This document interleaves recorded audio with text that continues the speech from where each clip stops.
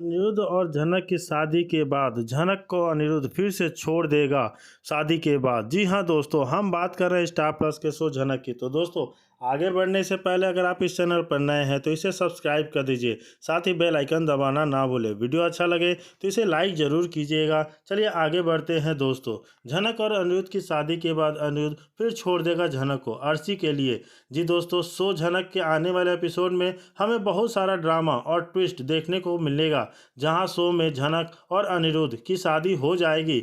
जैसे ही हमने नए प्रोमो में देखने को मिला, जहां अनिरुद्ध झनक को उसके और अर्शी के डिवोर्स पेपर देता है और झनक अब अनिरुद्ध से शादी करने के लिए मान गई है और दोनों की शादी की रस्में चल रही हैं और अब सच में झनक और अनिरुद्ध की शादी हो जाएगी। इतने मुसीबतों के बाद वो दोनों फिर से एक होंगे। सारी मुश्किलों हल होने के बाद वो फिर दोनों एक होंगे, लेकिन हो जाएगी फिर एक बहुत बड़ा ट्विस्ट और एक बहुत बड़ा गेम। झनक बहुत ही ज़्यादा डरी हुई है कि कहीं कुछ गलत ना हो जाए, और उसका डर सही भी है कि इतने मुश्किलों के बाद, इतने मुश्किलें हर एक चीज़ में, उसकी शादी में मुश्किलें आती ही रहती हैं, लेकिन फिर भी वह बहुत ज़्यादा डरी हुई है कि कहीं कुछ गलत ना हो जाए और एक बार फिर अर्शी की वजह से अनिरुद्ध झनक को छोड़ देगा।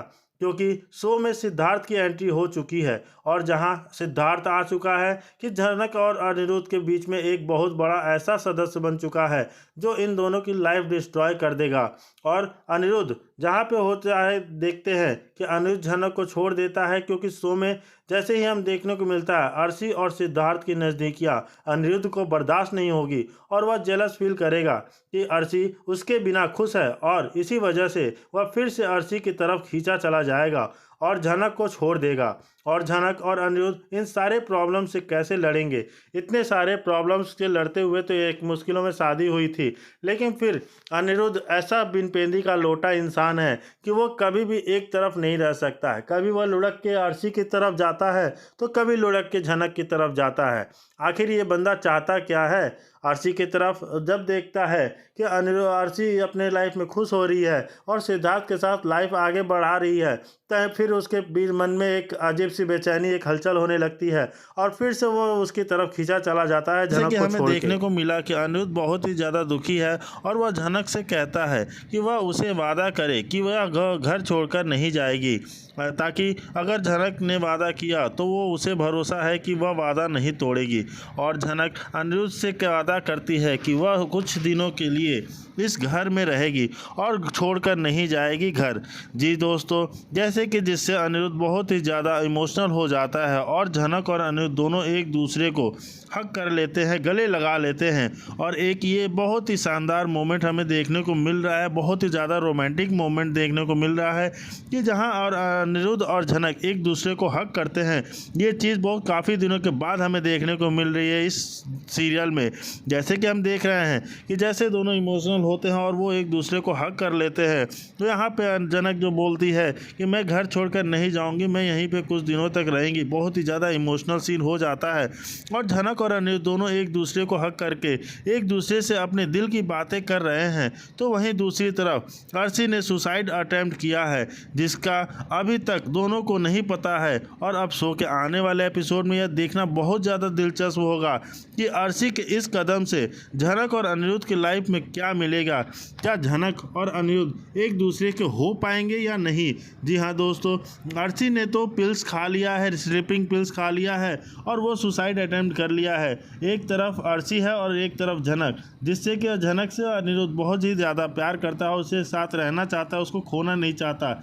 लेकिन दूसरी तरफ अर्शी है जो कि वो उन दोनों को एक होने देना नहीं चाहती है। वो हर एक मुमकिन कोशिश करती है कि वो एक दोनों को अलग कर सके, लेकिन क्या मोड़ लेगा? उसके सीने पे रख देता है पिस्तौल और वहाँ पे बोलता है कि अगर झनक, जो एक कोने में डरी सहमी खड़ी है, इस दृश्य को देखकर बुरी तरह से बेचैन हो उठती है। उसके चेहरे पर डर और चिंता के भाव स्पष्ट हैं। गुंडा, जिसकी आंखों में क्रूरता झलक रही है, अनिरुद्ध को कर्कश आवाज़ में धमकाता है कि वो बिना कोई सवाल किए चुपचाप यहाँ से निकल जाए, अन्यथा वो मारने के लिए तैयार हो जाए। अनिरुद्ध हालांकि स्थिति की गंभीरता को समझ रहा है, फिर भी अपनी दृढ़ता बनाए रखता है। वो गुंडे की आंखों में देखता है और शांत लेकर मजबूत आवाज़ में कहता है कि उसे मौत से डर नहीं है, और गुंडे की चुनौती देता है कि अगर तुम में हिम्मत है तो वह पिस्तौल चला दे, क्योंकि उसे वैसे भी डर नहीं लगने वाला। गुंडा अनिरुद्ध की इस निर्भीकता पर और भी ज़्यादा गुस्सा हो जाता है और कहता है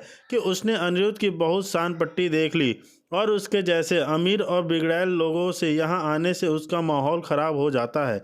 झनक और भी ज़्यादा परेशान हो जाती है और उसे डर लगता है कि कहीं गुस्से में गुंडा सच में गोली ना चला दे और अनिरुद्ध किसी मुसीबत में ना पड़ जाए। ठीक उसी समय जैसे ही किसी फिल्म में ऐसा होता है कि लालन सभी मौके पर पहुंच जाता है, वह हांफता हुआ अंदर आता है और तुरंत स्थिति को भांप लेता है।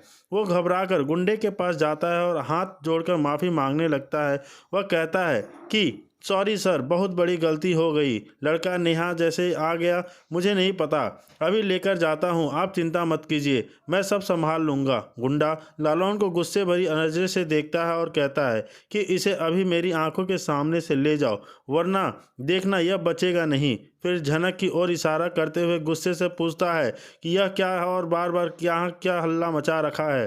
तभी झनक अपने डर को काबू में करते हुए अनिरुद्ध से फुसफुसाती है कि वह यहाँ से क्यों आया है, उसे तुरंत चले जाना चाहिए। अनिरुद्ध, जो झनक की चिंता को महसूस कर रहा है, उसकी बात अनसुनी कर देता है और गुंडे को घूरता रहता है। गुंडा फिर लालन से पूछता है कि क्या यह लड़की झनक सच में इसकी मर्जी से यहाँ आई है। गुंडा अपनी बात पर जोर देते हुए कहता है कि हाँ जरूर, इसी ने अनिरुद्ध ने भेजा होगा। वह अनिरुद्ध का नाम पूछता है, जिस पर अनिरुद्ध बिना किसी हिचकिचाहट से अपना नाम अनिरुद्ध बोस बताता है। गुंडा और भी ज़्यादा आग बबूला हो जाता है। वह अनिरुद्ध पर सीधा आरोप लगाता है कि पहले तो वह लड़की को यहाँ भेजता है और अब खुद उसे बचाने का नाटक कर रहा है। वह कहता है कि अब सब ये गेम चल रहा है तेरा, पहले तो यह समझा। लालन तुरंत बीच में बोलता है और कहता है कि किसने यह आपसे कहा कि अनिरुद्ध ने भेजा है। गुंडा आत्मविश्वास से कहता है कि यह इन्हें अपने सोर्सेज से पता चला है, उनके अपने आदमी हर जगह हैं। तभी झनक और ज़्यादा ड्रामा नहीं चाहती, वो आगे आती है और अपनी आवाज़ में दृढ़ता लाते हुए कहती है कि बस बहुत हो गया ड्रामा, अब तुम यहाँ लोग से चले जाओ। तुम लोग यह समझ क्यों नहीं रहे हो, लड़कियों को यहाँ खिलौना समझ रहे थे? जब देखो जहाँ जिस पार्टी में आते हो और उसे बदतमीजी करना स्टार्ट कर देते हो, तुम लोग हमारा शो खराब कर रहे हो। अनिरुद्ध झनक की इस हरकत पर हैरान पर उसे गुस्से से देखता है और कहता है कि झनक, इस वक्त तुम क्या बेवकूफ़ी कर रही हो? पहली बात तो यह बताओ कि तुम्हें यहाँ पर किसने लाया, और तुम बार बार यह क्यों बोल रही हो कि मैंने तुम्हें ऐसी जगह भेजा है, जब मैं खुद कह रहा हूँ कि मैंने तुम्हें नहीं भेजा। झनक गुस्से में कहती है कि मुझे कोई नहीं सुनना, कुछ नहीं सुनना। मैंने बोला दिया ना कि तुम यहाँ से चले जाओ, तो मैं कुछ नहीं चाहती। अभी अनिरुद्ध कहता है कि ठीक है झनक, मैं जा तो रहा हूँ, लेकिन फिर याद रखो मैं वापस आऊँगा और मैं अब तुम्हें साथ लेकर जाऊँगा। अगर वापस आऊँगा तो झनक अनिरुद्ध की आंखों में एक अलग सी बेचैनी देखती है। वह समझ नहीं पाती कि उसके अंदर क्या चल रहा है। वह सब बस उसे कहती है कि पहले तो आप यहाँ से जाइए। उसके बाद अनिरुद्ध बिना कोई और बात किए शांति से वहाँ से चला जाता है। झनक पूरी तरह से शॉक हो जाती है। वह सोचती है कि आखिर यह सब क्या हो रहा है, उसको बिल्कुल भी समझ में नहीं आ रहा है। वह बहुत कंफ्यूज हो जाती है। तभी सेठ, जो अब तक चुपचाप सब देख रहा था, माहौल को बदलने की कोशिश करता है। वह कहता है चलो म्यूजिक ऑन करो, यह सब ड्रामा बहुत हुआ, बंद हो जाए, और झनक को डांस करने के लिए कहता है। झनक हालांकि उसका मन अशांत है, मजबूर है होकर भी डांस करने लगती है, लेकिन उसके मन में बार बार वही सवाल चल रहा है होता है कि क्या सर जी सच में बिपाशा भाभी से मिले हुए हैं या फिर क्या चल रहा है। उसे कुछ भी नहीं समझ में आ रहा। आज उनकी अलग सा दर्द देखने को मिला और एक अलग सी बेचैनी देखने को मिली, जहाँ पर वह काफ़ी बेचैन हो रहे थे, जैसे मानो मेरे लिए रो रहे थे। क्या वह सच में मुझे बचाने आए थे या मुझे मेरा परफॉर्मेंस चेक करने आए थे? और इस बार क्यों क्या आ गए? दुनिया के इतने सारे बार हैं तो यहाँ पर क्यों आए? वैसे तो हर बार वे जाते नहीं, क्या सच में मुझे देखने आए? तभी हम देखते हैं कि वहाँ अचानक पुलिस आ जाती है। एक इंस्पेक्टर अपनी टीम के साथ अंदर आता है और तेज़ आवाज़ में कहता है, ये बस करो या बंद करो। अब वह सब मौजूद सभी लोग पुलिस को देखकर हैरान हो जाते हैं। झनक जो है अनिरुद्ध को पुलिस के साथ देखकर और भी ज़्यादा शौक हो जाती है। अनिरुद्ध पुलिस को देखकर एक राहत की सांस लेता है और झनक की ओर देखता रहता है। कहता है, देखा झनक, मैंने कहा था तुम्हें लेने आऊँगा वापस, मैं सच में आ गया। तभी वह सेठ जो अब तक अकड़ दिखा रहा था पुलिस को देखकर घबरा जाता है। वह झिलमिला उठता है और अनिरुद्ध से कहता है, ए तू फिर से चला आया सांड-पट्टी करने, चल तू इधर से निकल। तभी पुलिस इंस्पेक्टर उस सेठ को डांटते हुए कहता है, पहले तू चुप बैठ, ठीक है, और पहले मुझे यह बता कि यह सब क्या चल रहा है। जी हाँ दोस्तों, यह सब पुलिस पूछने लगती है और ये सब लड़कियां अपनी मर्जी से आती हैं। तभी मैं यहाँ पर पुलिस इंस्पेक्टर अनिरुद्ध की ओर मुड़ता है और पूछता है, अनिरुद्ध जी आपका क्या कहना है। तभी वह अनिरुद्ध बताता है कि नहीं सर जी, यह लड़की अपने मन से नहीं आई है, इसको लाया गया है, आप चाहिए तो पूछ सकते हैं और यह मैं इसको जानता हूँ। तभी वहाँ पर पुलिस इंस्पेक्टर पूछता है, आपका रिश्ता क्या है इनसे, पहले तो यह बताइए। तभी यहाँ पर अनिरुद्ध थोड़ा सिचकिचाता है, फिर कहता है, मेरा करीबी रिश्ता है, मैं इनको जानता हूँ, मेरी मेरी जान पहचान की है। तभी यहाँ पर पुलिस इंस्पेक्टर कहता है, अच्छा तो यह कैसे पता चलेगा, मुझे तो इनसे ही पूछना पड़ेगा ना कि क्या तुमको जानती हैं कि नहीं जानती हैं, फिर मर्जी से आई है या नहीं आई है। तभी यहाँ पर अनिरुद्ध जोर देकर कहता है, यह अपनी मर्जी से नहीं आई है, इसे लाया गया है, यह भी नहीं पता कौन लाया है, झूठ बोलकर ये लाया गया है। और इसी तरह